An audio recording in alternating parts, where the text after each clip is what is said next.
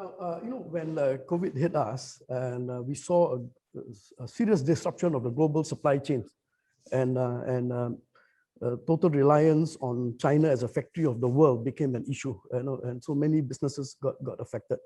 At the same time, we saw we were very desperate to get our mass production going, and we did not have that capabilities down here. And there were many other things, and now we talk about food production.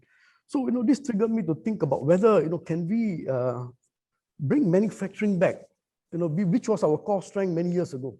As Lam Kong mentioned, up to the mid 2000, we were about 28%.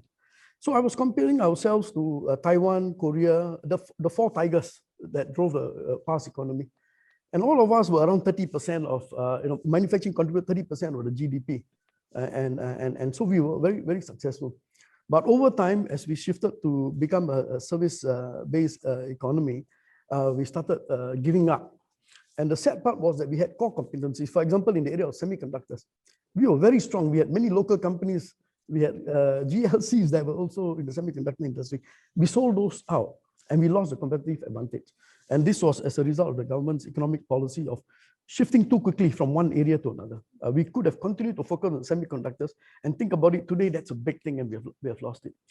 So I looked at whether is it possible for us to get back into manufacturing, and what the situation was 20 years ago and what is today has been changed because of technology, AI, automation, 3D printing, and many things like that.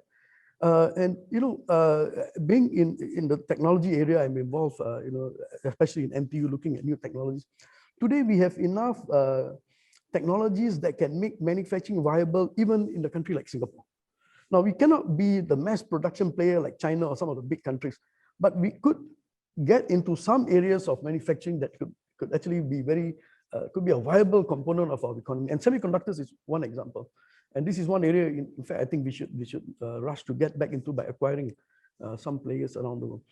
Now, but even before that, we have spent, I think the latest RIE 2025 is $25 billion to be spent in the next 5 years. And in the last 30 years, we have spent, I think, about $60 or $70 billion in research and innovation. But like Lang Kong mentioned, many of these has resulted in very good research, very good technologies, but we just have not been able to commercialize this. And what could we play in Singapore? What role could we play in this area? While as we look at making manufacturing work again, and also in bringing our technology out to the market. And this is what I meant by prototyping, commercializing the technology.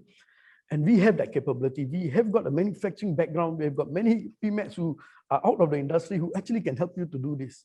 And so how can we bring some of these people with the government support funding at the right places to bring this technology to the next stage of prototyping and initial production? And some of these could become large-scale production. But if we can look at every area of technology and create prototyping factories for many of these, then Singapore can become the prototyping factory of the world, the hub. And what does that mean? This means that we will be always be involved in the middle of the value chain of the whole, even in the mass production stage. Because anything that needs to go to mass production, you need to do the initial prototyping, and that's a lot of value-added work down there and a lot of expertise that we continue to be the ones who can influence even the big manufacturing hubs, facilities that we can grow in the region. And so I think, if let's say we can bring this back,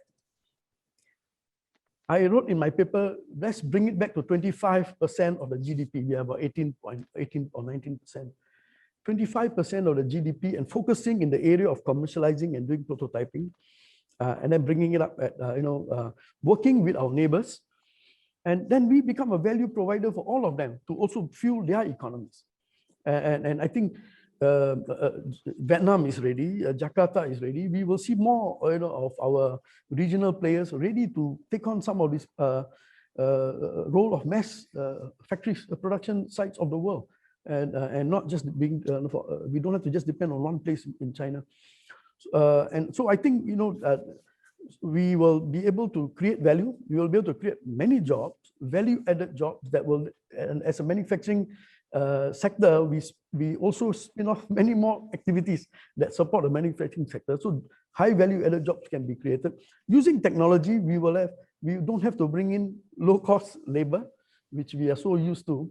And so I think this is all possible. Has it been done? I mentioned in my paper that in my second company that I started, I was doing prototyping in the Silicon Valley, very expensive place. And my idea was to work with startups, to work with technologies, get the initial production done in the Silicon Valley, and then bring it to the mass production sites around the world. And so it can work.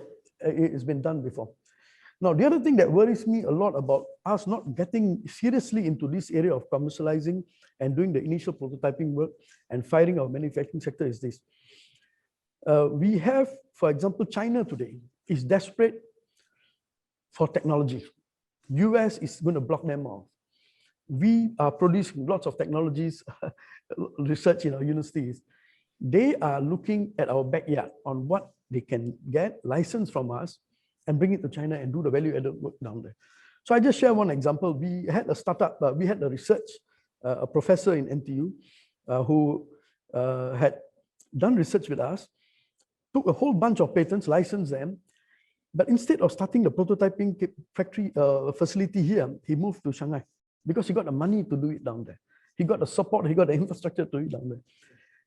This is something that we could have done here, and we could still go and do mass production in China someday because that's where the market is. But we lost that opportunity because we did not focus on doing that portion of it. If we had done it down here, this guy now hires maybe about 20 or 30 engineers, and we're going to hire a lot more. So this is an example of, and I've seen many of these kind of examples where from research, and we lose it by just getting some licensing revenue. But we could have created jobs, we could have added to our economy. And so I think this area of being the prototyping factory of the world and commercializing our research here, rather than letting it go to other parts of the world, I think is a very important and very urgent matter. And the reason I wrote the paper last year was that this is a unique opportunity. Let me mention that the world is now really fracturing, and there is serious disruption of supply chains around the world. And we know how to utilize technology, and this is our chance.